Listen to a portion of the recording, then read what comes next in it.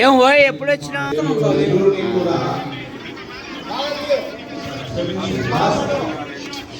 ఘనమైనదిగా సంతోషకరమైనదిగా ఉండలాగున మనం రాసిద్దాం. అంటే ఏప్రిల్ రాసిన పత్రిక 13వ అధ్యాయము, ఏప్రిల్ రాసిన పత్రిక 13వ అధ్యాయము 4వ వచనం మొదటి భాగాన్ని మనం గమనిద్దాం. వివాహము అన్ని విషయములలో ఘనమైనది. చాలు, వివాహము అన్ని విషయములలో ఘనమైనది కనుక వారి యొక్క శ్రేష్టమైన దాంపత్య జీవితము ప్రభు రాక పర్యంతరము కూడా ఘనము గొప్పగా ఉండునాగుల దేవుడు వారి ఇరువురిని కూడా శ్రేష్టమైన రక్షణ గుండా, శ్రేష్టమైన విశ్వాసము గుండా, శ్రేష్టమైన ప్రేమ గుండా వారు నడవగలిగినప్పుడు ఈ అద్భుతకరమైన నా హృదయము ఉల్లసించును, నా నాలుక ఆనందించును. చాలు. కనుక అక్కడ 2 మాటలు ఉన్నాయి. వారి భవిష్యత్తును గురించిన ఏర్పాటు చాలా చక్కగా కనబడతా ఉంది. హృదయములకు ఉల్లాసం ఉంది, నాలుకకు ఆనందం. 2 మాటలు గమనించండి. ప్రతి హృదయానికి కావాల్సింది ఉల్లాసమే, ప్రతి నాలుకకు కావలసినది ఆనందం. కనుక ఈ 2 సంగతులు వారి జీవితంలో వారిని నడిపించిన కాక మొట్టమొదటిగా పెళ్లి కుమారునికైనా పెళ్లి కుమార్తెకైనా హృదయానికి ప్రతి దినము వారు ఉల్లాసంగా ఉండాలి, ప్రతి దినం. రెండవదిగా వారు ఆనందించేవారుగా ఉండాలి. రండి దేవుని సహాయం కొరకు చిన్న ప్రార్థన చేసుకుందాం. దయచేసి గమనించండి.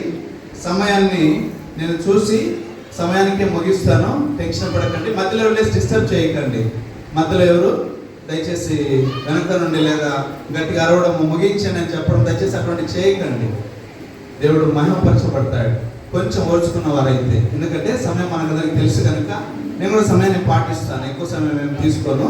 కొద్ది నిమిషంలో 2 మాటలు. హృదయానికి ఉల్లాసము, నాలుకకు ఆనందం. మనం అందరం వారి ఉల్లాసం కోరుకుందాం, వారి ఆనందాన్ని కోరుకున్న వారమై మౌనంగా కార్యక్రమాన్ని చక్కగా జరగడానికి ప్రయత్నం చేద్దాం. రండి దేవుని సాయం కొరకు చిన్న ప్రార్థన చేస్తాం. ప్రేమ మా పరలోక తండ్రి, తగిలిన దేవా, యేసుక్రీస్తు ప్రభు వారి పరిశుద్ధమైన శ్రేష్టమైన ఘనమైన నామాన్ని రాత్రికాల సమయంలో కొనియాడి ఘనపరుస్తున్నాను. రక్షణ దినమున మీరు జరిపించిన శ్రేష్టమైన వివాహం కొరకై మీకు వందనములు. అతి ఘనమైనదిగా మీరు సిద్ధపరిచారు.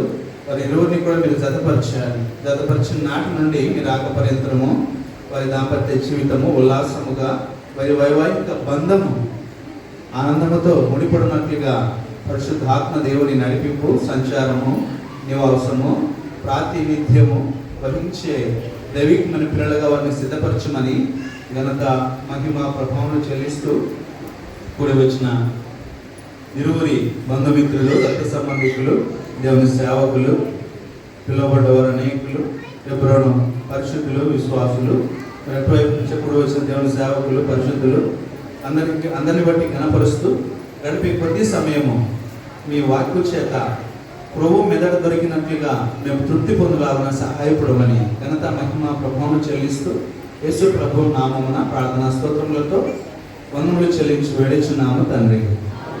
ఆమేన్. సమయంలో మన యొక్క ఆశ ఏంటి అంటే వారిద్దరూ కూడా 2 సంగతులు రాయబడినాయి. నా హృదయం ఉల్లాసించును, నా నాలుక ఆనందించు. హృదయానికి ఉల్లాసం, నాలుకకు ఆనందం. ఈ కారణం ఏంటి? నాలుకకు ఆనందం కలిగించే కారణం ఏంటి? హృదయానికి ఉల్లాసించే కారణం ఏంటి అంటే కీర్తనకారుడైన దావీదు ఒక మాట అంటున్నాడు. నా ఎదుట ప్రభువును చూసుచుంటిని. వారి వివాహ బాంధవ్య జీవితంలో వారి ఎదుట ఎల్లప్పుడూ కూడా ప్రభువును చూసేవారుగా ఉండాలి. వారు మొట్టమొదటిగా ఎప్పుడైతే ప్రభువును వారు చూడగలుగుతారో అప్పుడే వారి జీవితంలో ప్రభువును గణపరిచే గొప్ప అనుభవంలోనికి వారు రాగలుగుతారు. ప్రభువును గణపరిచిన ఏ విధముగా చూడండి. 30వ కీర్తన 12వ వచనంలో త్వరగా ఎవరైనా చదవగలరు? మీరంత త్వరగా చదివితే నేను త్వరగా ముగిస్తాను. 30వ కీర్తన 12వ వచనం. నీవు నా గోనెపట్ట విడిపించి సంతోష వస్త్రము ధరింపచేసి ఉన్నావు.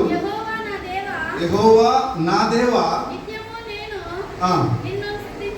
కనుక నిత్యము స్తుతించుట. మనం గమనిస్తూ వస్తే ఇక్కడ రాయబడిన మాట ఏంటి అంటే 30వ కీర్తన 12వ వచనంలో రాయబడిన ఉన్నతమైన మాట ఏంటి అంటే సంతోష వస్త్రం. సంతోషం అన్నటువంటిది ప్రాముఖ్యమైనది. వారికి దేవుడు సంతోషమును ధరింపచేయుట.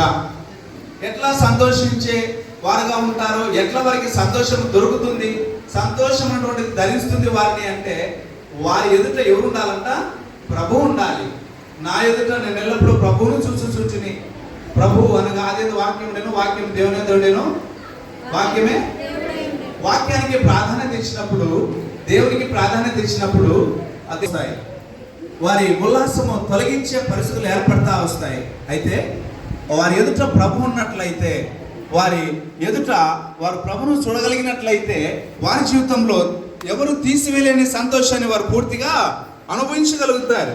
అందుకే చూడండి 16వ కీర్తన 9వ వచనంలో రాయబడతా వచ్చింది. మొట్టమొదటి మాట నిత్యము స్తుతించేవారుగా ఉండాలి వారు. 16వ కీర్తన 9వ వచనం, అందువలన నా హృదయము సంతోషించుచున్నది, నా ఆత్మ.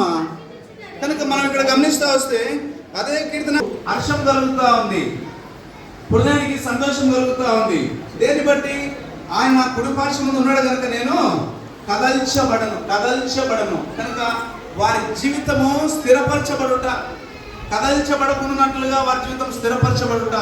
కనుక చాలా సందర్భాల్లో మనం గమనిస్తూ వస్తే వారు దేవుని స్తుతించేవారుగా ఉండాలి. నిత్యము దేవుని స్తుతించేవారుగా ఉండాలి. దేవుని వాళ్ళు చూడాలి, ప్రతి దినము దేవుని చూడగలిగేవారుగా ఉండాలి. చూచి నమ్మిన వారి కంటే చూడక నమ్మిన వారు ధన్యులు. కనుక వారు దేవుని చూడాలి. కనుక దేవుని సన్నిధితో వారి జీవితం ప్రారంభం అవ్వాలి. కనుక వారు దేవుని చూసినట్లయితే ఆ దినం అంతా సంతోషాన్ని, ఆనందాన్ని అనుభవించేవారుగా ఉంటారు. తర్వాత మనం గమనిస్తూ వస్తే హృదయం సంతోషం ఎట్లా కలుగుతూ ఉంది? 8వ వచనం మొదటి భాగం, సదాకాలము యెహోవా యందు నా గురి నిలుపుచున్నాను. కనుక వారి గురి దేవుని యందు నిలిపేవారుగా ఉండాలి. మొట్టమొదటిగా దేవుని స్తుతించాలి. రెండవదిగా వారు దేవుని యందు వారి గురి ఎల్లప్పుడూ వారు ముందు కొనసాగిపోవాలి. కుటుంబ బాధ్యతలు ఎట్లా ముందు కొనసాగిపోవాలి. దేవుడు ఆలోచనకర్త కనుక దేవుని స్తుతించే అనుభవంలో ఉండాలి. ఇంకా ప్రాముఖ్యమైన మాట ఏంటంటే అక్కడ రాయబడతా వచ్చింది 5వ వచనం, యెహోవా నా స్వాస్థ్య భాగము, నా పానీయ భాగము నీవున్నావు. అనగా మనల్ని కాపాడే బాధ్యత ప్రభువుకు అప్పగించాలి ప్రతి దినము. కనుక అందుకే 6వ వచనంలో అంటున్నాడు, మనోహర స్తనములలో నాకు పాలు ప్రాప్తించను. పాలు అనగా భాగము అని అర్థం. పాలు అనగా మనం తాగే పాలు కాదు, కానీ ఇక్కడ సందర్భం ఏంటంటే మనోహర స్తనములో నాకు పాలు ప్రాప్తించనంటే భాగము. కనుక అందుకే వారు ఇద్దరు కూడా దేవుని ద్వారా వారు కాపాడబడుతూ రావాలి. దేవుని సన్నిధిలో వారికి ఉన్న భాగం ఏంటి అంటే సంతోషము, ఆనందము, హర్షము. ఇంకా మనం గమనిస్తూ వస్తే రండి రాయబడతా వచ్చింది 63వ కీర్తన 5వ వచనం. 63వ కీర్తన 5వ వచనం, క్రొవ్వు మెదడు నాకు దొరికినట్లుగా నా ప్రాణము తృప్తి పొందుచున్నది. చాలు. కనుక ప్రాణము తృప్తి పొందుట, పెళ్లి కుమారుడు ఆయా పరిస్థితులను బట్టి లేదా తృప్తి తన కుటుంబ జీవితాన్ని బట్టి తృప్తిని అనుభవించాలి అంటే వారు దేవుని స్తుతించి, దేవుని గణపరిచి, దేవుని యొక్క సన్నిధి యొక్క ఆనందాన్ని వారు అనుభవించే వారుగా ఉన్నప్పుడు మనోహరమైన స్థలంలో నాకు పాలు ప్రార్థించను అన్నాడు. ఏంటి ఆ మనోహరమైన స్థలము? దేవుని యొక్క సన్నిధి, దేవుడు సంచరించే ప్రాంతం, దేవుడు నివసించే ప్రాంతం, దేవుడు మాట్లాడే ప్రాంతం, దేవుడు సరిచేసే ప్రాంతం, దేవుని పరిశుద్ధ ఆలయం, దేవాలయం. ఆయన నోరు తెరిచి తన వాక్కును పంపే అట్టి పరిశుద్ధ స్థలం దేవుని యొక్క సన్నిధి, దేవుని యొక్క మందిరం. కనుక అట్టి మందిరం మాకు వారు ప్రాధాన్యత ఇచ్చినప్పుడు దేవుని యొక్క ఇంటికి అట్టి మనోహరమైన స్థలంలో మాకు భాగం ఉంది. దేవుని ఇంట్లో మేము కూడా భాగస్థలమే. ఆ మనోహర స్థలంలో నిలుచుటకు, ఆరాధించుటకు, స్తుతించుటకు, ఆయన పరిచరించేందుకు యోగ్యులమని వారు ప్రతిదినము మర్చిపోకుండా వారు తప్పక దేవుని కనపరిచేవారుగా ఉండట కొరకైనా ఈ వాక్య భాగం వారికి ఎంతో దోహదపడును గాక. ఇంకా మనం గమనిస్తూ వస్తే అప్పుడే వారు తృప్తిని అనుభవించేవారుగా ఉంటారు, తృప్తి పొందేవారుగా ఉంటారు. 71వ కీర్తన 23వ వచనంలో రాయబడతా వచ్చింది. 71వ కీర్తన 23వ వచనం, నేను కీర్తించినప్పుడు నా పెదవులు నీవు విమోచించిన నా ప్రాణము నిన్ను గూర్చి దేవుని గురించిన ఉత్సాహం, దేవుని గురించిన ఉత్సాహం, దేవుని ఎప్పుడైతే వాక్యం గురించిన, దేవుని సంగతుల గురించిన, దేవుని గురించిన, దేవుని ఇంటి గురించిన ఉత్సాహం వాళ్ళు కనబడుతుందో ప్రతి దినము చాలా ఉత్సాహంగా ఉంటారు. ఎన్ని పరిస్థితులు ఎదుర్కొన్నా కూడా ఆ ఉత్సాహం అటువంటి దేవుడు తీసివేయలేదు. అటువంటి ఉత్సాహం వారు దేవుని ద్వారా పొందుతారు. 30వ కీర్తన 11వ వచనం, 30వ కీర్తన 11వ వచనంలో రాయబడతా వచ్చింది. 30వ కీర్తన 11వ వచనంలో అంటున్నాడు, నా ప్రాణమా మౌనముగా ఉండక చాలు. కనుక వారు మౌనముగా ఉండకూడదు. దేవుని కీర్తించినట్లుగా ఎంతైనా దేవుడు వారికి సహాయపడను గాక. కనుక వారు మౌనంగా ఉండకూడదు. దేవుని కీర్తించే అనుభవంలో వారు ఉండాలి. కానీ దేవుని కీర్తించినప్పుడు ఏమవుతుంది? 12వ వచనం, ఇప్పుడు మనము అసలు భాగానికి వద్దాం. నా గోనె పట్టును విడిపించి సంతోష వస్త్రము ధరింపజేస్తున్నావు. చాలా సందర్భాల్లో వారి దాంపత్య జీవితంలో ఇది ప్రారంభం కనుక ఇంకా వారికి అంతగా తెలియదు. చిన్న చిన్న సమస్యలు, చిన్న చిన్న పోరాటాలు, కలవరాలు చిన్నగానే ప్రారంభం అవుతాయి. అయితే ఆ బిడ్డలిద్దరూ కూడా వారు వాటిని జయించాలి. ఆ పరిస్థితులన్నింటినీ మార్చివేయబడాలి అంటే మనం గమనిస్తూ వస్తే మరి ఏమని రాయబడతా వచ్చింది ఇక్కడ, నీవు నాట్యముగా మార్చి ఉన్నావు. కనుక వారి పరిస్థితులన్నీ మార్చి దేవుడు వారి సంతోషాన్ని అనుభవింప చేయాలంటే వారు ఏం చేయాలని రాయబడతా వచ్చింది ఇక్కడ, మౌనముగా ఉండకూడదు. కనుక ప్రతిదినము కీర్తించినప్పుడు వారి జీవితంలో కీర్తి, సంతోషము, హృదయానికి ఉల్లాసము, నాలుకకు ఆనందం కలుగుతుంది, ఆత్మకు హర్షం కలుగుతుంది, హృదయానికి సంతోషం కలుగుతుంది, ప్రాణము తృప్తిపరచబడుతుంది. ఎందుకు వారు మౌనంగా ఉన్నట్లే? కనుక దేవుని సేవిస్తున్నారు, దేవుని కనపరుస్తున్నారు, దేవుని వాక్యానికి ప్రాధాన్యత ఇస్తున్నారు. కనుక ఈ విధంగా వాక్య భాగంలో చెప్పినట్టుగా మార్చబడతాయి పరిస్థితులు ఏం చేయబడతాయి? మార్చబడతాయి. కనుక మనం గమనిస్తూ వస్తే ఇంకొక 5 నిమిషాలు, 3 నిమిషాలు, 5 నిమిషాల లోపు నేను ముగిస్తాను. చివరిగా చెప్పిన సందర్భాన్ని బట్టి మరి మనం ముగించుకున్నాం. సమయం అయింది కనుక నేను ముగిస్తాను. అయితే ఇప్పుడు వారి సంతోషాన్ని, ఆనందాన్ని వారు అనుభవించాలి. వారి హృదయానికి హర్షము, నాలుగు ఆనందము కలగాలంటే దేవుని స్తుతించాలి, దేవుని కనపరచాలి, దేవుని గానము చేయాలి. నిత్యము దేవుని స్తుతించే అనుభవంలోనికి వారు రావాలి. దేవుని ఎల్లప్పుడూ వారి ఎదుట ఉంచుకోవాలి.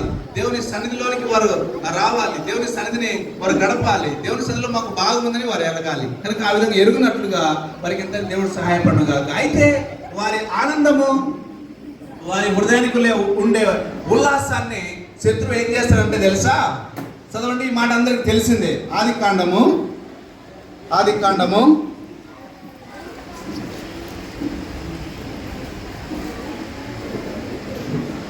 అంటాడు, మీరు కూడా నాతో ఏకమైనట్లు. కనుక వారిద్దరు ఐక్యపరుచుకుంటారు, వారిద్దరు ఒకటవుతారు. ఇప్పుడు భర్త మాట, భార్య మాట ఒకటిగానే ఉంటుంది, రెండుగా వినపడవు. వారు అర్థం చేసుకోవడానికి ప్రయత్నిస్తారు, ఒకరినొకరు ప్రేమించడానికి ప్రయత్నిస్తారు, ఒకరినొకరు చక్కగా సరి చేసుకోవడానికి వారు ప్రయత్నిస్తారు. కనుక భర్త ఏదైనా మాట్లాడితే తొందరపడి ఇది కాదండి ఇలా, భార్య ఏదైనా తొందరపడి మాట్లాడితే అమ్మ ఇది కాదు ఇలాగ నా వాక్యం చెప్తా ఉంది. కనుక ఇప్పుడు వారిద్దరు ఏకత్వంలోనికి రావాలి. కనుక వారిద్దరు ఇద్దరుగా ఏకశరీరమై ఉన్నారు. ఈ వారు ఏకశరీరంగా ఉన్నప్పుడు శత్రువు ఏం చేస్తాడంటే యుక్తిగా ప్రవర్తిస్తాడు. ఇప్పుడు వారిద్దరికి హృదయానికి ఉల్లాసం ఉంటే ఏది ఇలా కథ అర్థమే కాలే, ఎంత ఉల్లాసం ఉన్నారు వీళ్ళు రోజు, ఎంత ఆనందంగా ఉన్నారు వీళ్ళు రోజు. వీళ్ళ ఆనందం చూసి తట్టుకోలేక యుక్తిగా వస్తుంది సర్పం. యుక్తిగా వచ్చి ఏం చేసింది, ఇది నిజమా? కనుక నీకు తెలుసా మా నిజమేందో నీకు తెలుసా? మీరు దేవతల వల్లే ఉంటారు, ఇది తింటే మీరు దేవతల వల్లే ఉంటారు. వేసేసింది, చిన్న బాంబు వేసేసింది. వెంటనే ఏమైపోయింది, అవ్వ ఆ మాటలు విన్నది. ఆ మాటలు విని ఏమైపోయిందంటే వారిద్దరు ఏకత్వం, వారిద్దరు ఐక్యత, వారికి దేవుడు ఇచ్చిన మహిమ, వారి సంతోషం, హృదయం ఉల్లాసం, ఆ నాలుగు ఆనందం ఇదంతా వెళ్ళిపోయింది. కనుక ఈ దినాల్లో, నేటి దినాల్లో ఇట్లా జరుగుతూ ఉంది. వారి సంతోషం, వారిద్దరు కలిసి ఉండడం, వారి ఏకంగా ఉండడం, భార్య భర్తలు చాలా అన్యోన్యంగా ఉండడం సాతానికి ఇష్టం ఉండదు. ఏం చేస్తుంది, యుక్తిగా మాట్లాడి నిజము కాని వాటిని నిజముగా చెప్పి వారి యొక్క సంబంధ బాంధవ్యాలను, వారి ఆనందాన్ని, వారి సంతోషాన్ని, వారి హర్షాన్ని పాడు చేస్తుంది.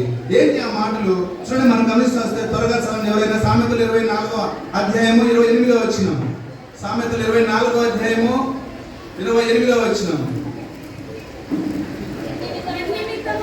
నిర్నిమిత్తముగా పొరుగువాని మీద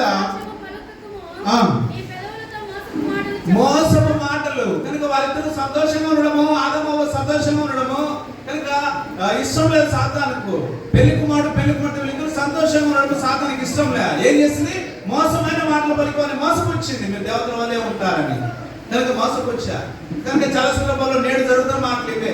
టయానికి వస్తాడమ్మా మీ భర్త పెళ్లిగాక ముందు ఇంత టైం అయింది, ఒకదాన్ని విడిచిపెట్టాడు, ఇంకా రాలేదు, ఇక్కడ ఒక ఆయన ముందు గుర్తులేదు మీ ఆయనకు.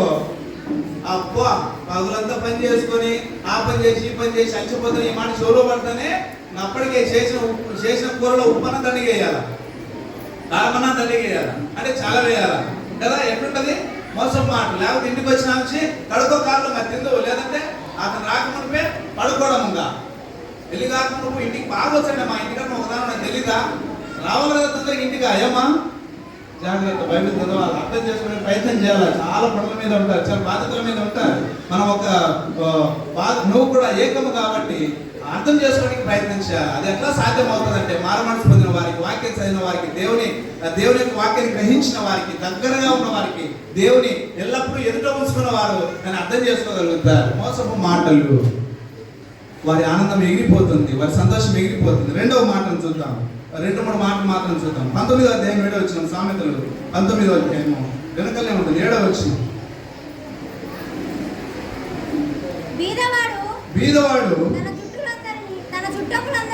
అక్క చివరి మాట చదువుతాను. నిరర్థకమైన మాటలు కనుక నిరర్థకమైన మాటలు ఏంటి? అర్థం లేని మాటలు. ఏంటి అర్థం లేని మాటలు? నిరర్థకము అంటే అర్థం లేని మాటలు. రెండోది మొట్టమొదటి మోసపు మాటలు, రెండోది అర్థం లేని మాటలు. మీ దాంపత్య జీవితంలోనికి అయ్యా నువ్వేమో డ్యూటీకి పోతున్నావు, నువ్వు అట్లా పోయిన తోడనే ఆయకతో వ్యవహారం చేస్తా ఉంటుంది, ఏకతో వ్యవహారం చేస్తా ఉంటుంది, నువ్వు అప్పుడే అలసిపోయి వస్తావు.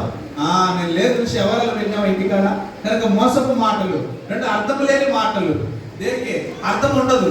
కనుక అర్థవంతమైన జీవితము చక్కగా మీరు జీవిస్తూ ఉంటారు, మీరు చూపిస్తూ ఉంటారు. మిమ్మల్ని అర్థం చేసుకోవడానికి మీరు ప్రయత్నిస్తున్న వాక్యాన్ని బట్టి మీ ఇద్దరి మధ్యలో అర్థానికి బదులు అపార్థాలు సృష్టించే మాటలు చాలా ఉంటాయి. ఏంటి అపార్థాలు సృష్టించే మాటలు? 1 కాదు 2 కాదు, చాలా ఉంటాయి. సందర్భాన్ని బట్టి అర్థం లేని మాటలు ఏంటి చూడండి, అబద్ధం కలిగించే మాటలు ఏంటి చూడండి. ఉదాహరణ ఒక మాట చెప్పి నేను ముగిస్తాను. ఏంటి అంటే సమయానికి ఆయన డ్యూటీకి పోయింటాడు, ఇంటి దగ్గర నుంచి ఫోన్ వస్తుంది, అమ్మకు బాగలేదు, అన్నకు బాగలేదు, తమ్మునికి ఎవరికొరికి ఫోన్ వస్తుంది. పెళ్లికి మాట వారి ఇంటి దగ్గర నుంచి ఫోన్ వస్తే అప్పుడు ఏమండి ఇంట్లో బాగలేదంట, లేకపోతే ఆయనకే మొదలు ఫోన్ చేసి చెప్తారు. కొంతమంది కూతురికి చేయరు, ఎందుకంటే ఎక్కడ బాధపడుతుందని. అల్లుడా ఇట్లా అని చెప్తానే పాపం అల్లుడికి ప్రేమ ఎక్కువ కనుక మంచి మనస్సు. అప్పుడు ఏం చేస్తారు? వెంటనే సరేమ్మా నేను డ్యూటీలో ఉన్నా, నేను రాలేకపోతున్నా, నువ్వు ఒక్కదాన్ని పోయిరా, జాగ్రత్తగా పోయిరా. లేకపోతే అమ్మ నాన్న వెంటించి బస్సు పంపడం లేదా బస్సు ఎక్కడం ఏదో ఒకటి చేస్తూ ఉంటారు. అప్పుడు ఏ సందర్భాన్ని బట్టి వీళ్ళలో బాలేని పరిస్థితి ఎవరికి తెలియదు, ఊరిలో ఉన్న వాళ్ళకు. వానే కదా పెళ్ళి అయింది, అప్పుడు ఒకరి బ్యాగ్ పట్టుకొస్తా ఉంది, ఏమైందో. అర్థం లేని మాటలు ఇలాంటివి చాలా వినపడతా ఉంటాయి. వీరి పరిస్థితి వారికి తెలియదు, నిరర్థకమైన మాటలు. అయితే వారి ఇరువురికి ఒక అండర్స్టాండింగ్ ఉంది, వారిద్దరు ఏకముగా ఉన్నారు. కనుక ఇటువంటి అర్థం లేని మాటలు మీ ఎదురు ఉంచుకోకూడదు, మోసపు మాటలు మీ ఎదురు ఉంచుకోకూడదు. ఇంకొక సంగతి ఏంటి అంటే చూడండి, 12వ అధ్యాయము సామెతలు 6వ వచనం. సామెతలు 12వ అధ్యాయము 6వ వచనం. భక్తిహీనుల మాటలు చాలు, భక్తిహీనుల మాటలు, భక్తి లేని మాటలు. కనుక సమయం అవుతా ఉంటుంది దేవుని కొరకు, దేవునింటి కొరకు, దేవునితో సమయం గడపడం కొరకు. కనుక మనకు అంతా సమయం ఉంటుంది, కానీ దేవునికి ఇచ్చడానికి సమయం ఉండదు, ప్రార్థన చేసుకోవడానికి సమయం ఉండదు, వాక్యం చదవడానికి సమయం ఉండదు. ఎన్ని కార్యాల కొరకు గంటలు వేచి ఉంటాం, కానీ దేవుని దగ్గరికి రావడానికి సమయం ఉండదు. అందుకే మానవుడు ఆనందాన్ని అనుభవించలేకపోతున్నాడు. నాలుగుకు బిర్యానీ తినే గంట సేపే, మటన్ తినే అర్ధగంట సేపే, లోకంలో మంచి మంచి మాస్టర్ను వండించుకొని తిన్న గంట సేపే. ఒక అన్నాడు ఐస్ క్రీమ్ తిన్నాడు, అన్న నీళ్ళు తాగుతామంటే అన్న ఫ్లేవర్ పోతుందన్నా. ఎంతసేపు ఫ్లేవర్ ఉండేది? ఒక గంటే. మన ఎదుట ప్రభు ఉంటే నిత్యం ఆనందం మీదే. అన్ని పరిస్థితులలో ప్రభు ద్వారా పొందే ఆనందం వేరు. అందుకే రాయబడుతున్న మాట ఏంటంటే భక్తిహీనుల మాటలు. చాలా మంది భక్తిహీనంగా మాట్లాడుకుంటా ఉంటారు. వీళ్ళు పెద్ద భక్తులు అండి, ఆదివారం వస్తే ఇంకా మాకు భక్తి లేదంటే ఇల్లే పోతున్నారు అక్కడికి ఆరాధన చేయడానికి. మాకేం భక్తి లేదా? కనుక అప్పుడే బంధువులు వస్తారు. కొంతమంది చాలా ప్రేమగా వారు వస్తే తీసుకెళ్తారు, రాకపోతే వాళ్ళకు వండి పెట్టి మీరు ఉండండి కొద్దిసేపు, మేము ఆరాధనకి వెళ్తాం. బెంగళూరులో ఒక కంపెనీకి హెచ్ఆర్ ఆయన జీతము లక్షల్లో ఉంటుంది, ఆయన నెల జీతము లక్షల్లో ఉంటుంది. ఆయన ఆయన చెప్పాడు ఒకసారి సందర్భాన్ని బట్టి మాట్లాడుతానా, ఇట్లా ఇంటికి వచ్చారు కదా, ఏంటంటే సండే అన్న వాళ్ళు వస్తే తీసుకెళ్తామన్నా వాళ్ళు రాలేకపోయారు, అందుకే వాళ్ళకి అన్ని మంచి వండి పెట్టి మేము ఆరాధనకు టయానికి వెళ్ళాము, వచ్చేంత వరకు తిని రెస్ట్ తీసుకుంటారు. చూడండి ఎంత గ్రహింపు వారి ఎదుట ప్రభు ఉన్నాడు. అందుకే ఒక కంపెనీకి ఆయన హెచ్ఆర్గా ఉన్నాడు, గొప్ప కంపెనీ తన చేతిలో ఉంది, లక్షల్లో జీతం, ఎంత జీతం ఉన్నా ప్రభువును వారి ఎదుట ఉంచుకున్నారు. కనుక చివరిగా అందరం ఒక మాట కలిసి చదువుదాం, ముగించుకుందాం. మొట్టమొదటి మాట ఏంటన్నా మోసపు మాటలు, రెండవదిగా నిరర్థకమైన మాటలు, మూడవదిగా భక్తిహీనుల. చివరికి ఇంకొక మాటను చదువుకుందాం రండి. 12వ అధ్యాయము 18వ వచనం, సామెతలు 12వ అధ్యాయము 18వ వచనం. కత్తిపోటు వంటి మాటలు చాలు. చివరి మాట ఏంటంటే కత్తిపోటు వంటి మాటలు. చాలా మాటలు ఉన్నాయి, మనం అది చూడగానే ముగింపులో ఉన్నాం. చివరి మాట ఏంటి? కత్తిపోటు వంటి మాటలు. కనుక పెళ్లి కుమార్తె మొదటి మాట ఏంటి? మోసపు మాటలు. జాగ్రత్త, మీ ఇద్దరిని మోసపుస్తారు. మీ ఇద్దరు బాగుంటే ఇష్టం ఉండదు సాతానుకు, మీరు సంతోషంగా ఉంటే ఇష్టం ఉండదు. ఏమా అర్థం చేసుకోవడానికి ప్రయత్నించాలి. కనుక నిరర్థకమైన మాటలు, మూడవదిగా భక్తిహీనతతో కూడిన మాటలు, చివరిదిగా ఏ మాటలన్నా కత్తిపోటు వంటి మాటలు.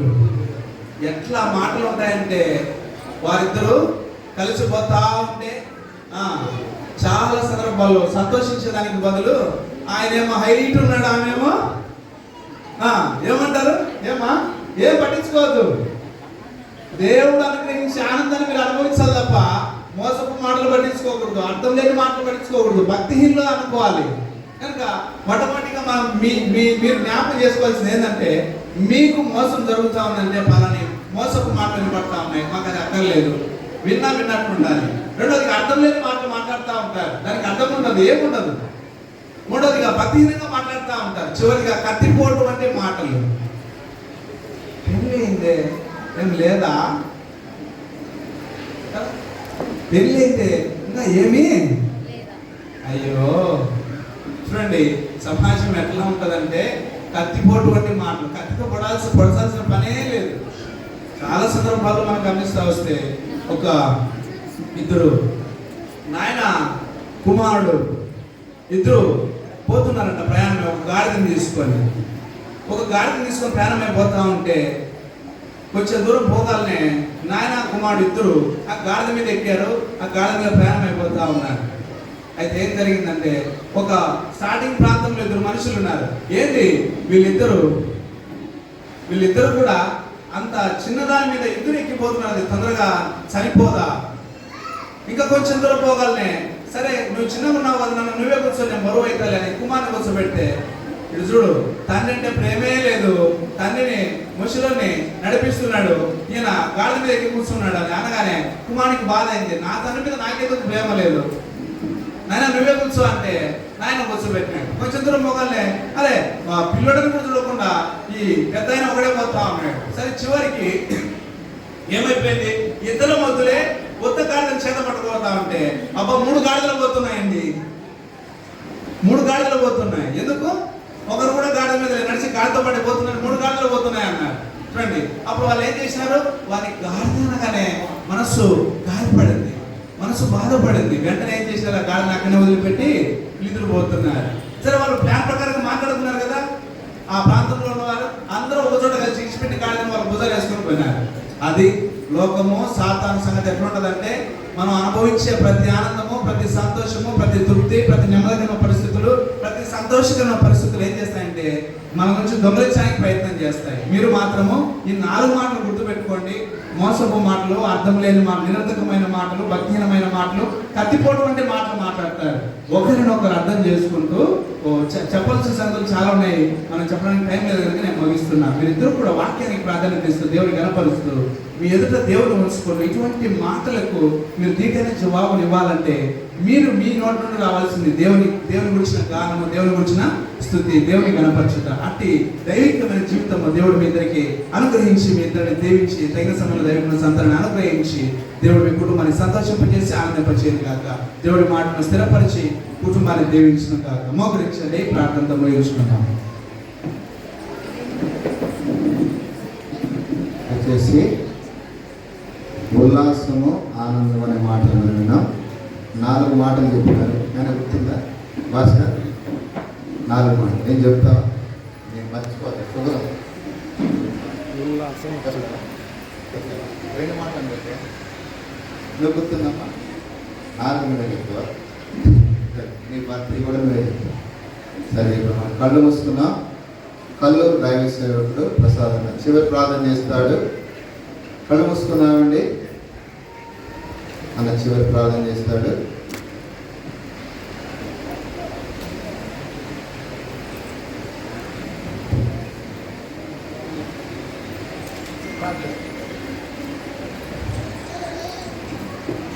మా ప్రియమైన పరలోకపు తండ్రి, సర్వాధికారి మా ప్రభువా, మహాకాశంలో పట్టకరణ దేవుడము, భూమి శూన్యములో వేలాడుతున్న గొప్ప ధైర్యం స్తోత్రములు.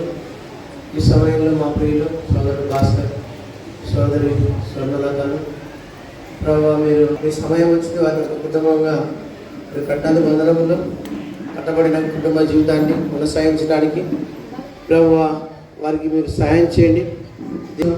దేవుని సమయం ప్రేమిస్తూ ప్రభువా ఈ వాక్యానికి ప్రాధాన్యత ఇచ్చి పరలోకపు తండ్రి మీరు సేవించే ఆత్మీయంగా ఇది వర్ధిల్లినట్లుగా చేయండి. ఈ లోకంలో ఏది మంచో ఏది చెడో గ్రహించడానికి ఆత్మీయ గ్రహింపు దయచేయండి. ప్రత్యక్షత గల మనసును మీరు అనుగ్రహించండి ప్రభువా. ప్రభులో వేరుపారి స్థిరపడి అన్నట్టుగా చేయండి. వేరే పరలోకపు తండ్రి ఈ ప్రకారంగా మానవ స్థితి కొద్దిగా ఉండడం మీరు మహాభివృద్ధి పొందుతామన్న మాటలు వారి జీవితంలో మీరు నెరవేర్చి కుటుంబాన్ని వర్ధన చేస్తున్నామని ప్రార్థన చేస్తున్నాను. ఆది కన్నా 1:2 ప్రకారంగా మీ సొంత సమయంలో వారికి దైవికమైనటువంటి చక్కటి సంతానమును మీరు అనుగ్రహించి దీవించమని ప్రార్థన చేస్తున్నాను. ప్రభువా విశ్వాసయాత్ర జీవితాన్ని కొనసాగించడానికి సాయం చేయండి ప్రభువా. ఈ లోకంలో జీవించేంత కాలంలో వచ్చేంత కాలం విశ్వాసముకు కట్టయి దాన్ని కొనసాగించడానికి ఆయన యేసుక్రీస్తు వారి వైపు చూస్తూ అందించండి ప్రభువా. శక్తిమైన సాతాను వారి మధ్య ఎంత మాత్రము పని చేయకుండా ప్రభువా మీరే వారి చుట్టూ అగ్ని ప్రాకారం ఉంచండి. వారి స్థితి చెల్లిస్తూ మీకు అప్పగించుకుంటూ ప్రభావ చిరోజు బంధుమిత్రులు రక్త సంబంధికులు సంఘస్థులు అందరినీ బట్టి స్థుతిస్తూ యేసుక్రీస్తు ప్రభు వారి శ్రేష్ఠమైన నామంలో అందించబడిన వాక్యానికి మీరు ముద్ర వేయండి ప్రభువా. మీ దాసుని బలపరిచి అభిషేకించి వాడుకున్నందుకు వందనములు. పాటలు పాడినారు, పాటలు వారిని బట్టి వందనాలు, వాయిద్యాలు సహాయపడడానికి వందనాలు. ఈ గుడికి ఆద్యంతము తోడుగాను జరిగించినందుకు స్తోత్రం. ఈ శిరస్సుపై కింద మమ్మల్ని ఉంచుకున్నందుకు వందనములు. మరొకసారి మీరు రక్త ప్రోక్ష కిందికి వస్తూ ప్రభువా మా పిల్లలను నీ హస్తగతాలకు అప్పగించుకోండి. నీ దక్షిణాస్తంతో మార్పులైన హస్తంతో మీరు నడిపించమని లోకాసువార్తలో నా అతను రాయబడినట్లుగా బెతనియా వర్గాన్ని తోడుకొని పోయి మీ చేతులైతే ఆశీర్వదించినట్లుగా మా పిల్లలను కూడా మీరు ఆశీర్వదించి వర్ధిల్ల చేయమని ప్రార్థన చేస్తుంది. సమస్త మహిమ స్థితి ఘనత ప్రభావం నీకు ఆరోపించుకోండి. యేసుక్రీస్తు ప్రభు వారి ఘనమైన శ్రేష్ఠమైన నామంలో స్తుతించి ప్రార్థించి అడిగి వేడుకుంటున్నాము తండ్రి. దయచేసి విలాసులకు విశ్వాసులకు రక్త సంబంధికులకు అందరికీ మా హృదయపూర్వక తెలియజేస్తూ ఉన్నాము. ఇంతవరకు మీరు ఓపిక వాక్యం ఉన్నందుకు వందనములు. మీటింగ్ అయిపోయిన తర్వాత భోజనాలు సిద్ధపరచబడతాయి. భోజనాలు చేసి ఇంకా మీరు పెళ్లి కొడుకులు పెళ్లి కొడుకులు కలవాలనుకుంటే కలిసి మీరు వాటికి సంతోషించి మీరు వెళ్ళవచ్చు. ఇక్కడనే బయట ఫోటో సిస్టమ్ ఉంటుంది. మీరు అక్కడ ఫోటో సిస్టమ్ తీసుకున్న తర్వాత ఇక్కడ వచ్చి మీరు తీసుకొని వచ్చి కూర్చొని భోజనం చేయొచ్చు.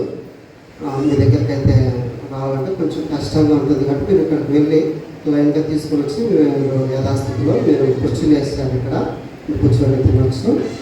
అలాగే ఈ విధంలో పాల్పొందవలసిందిగా మనం చేస్తాం. మన తండ్రి అయిన దేవుని ప్రేమ, కుమారుడైన యేసుక్రీస్తు వారి కృప, పరిశుద్ధాత్మైన అన్యోన్య సహవాసం ఇప్పుడు ఎల్లప్పుడూ సదాకాలము మనకు తోడై ఉండును గాక. ఆమేన్.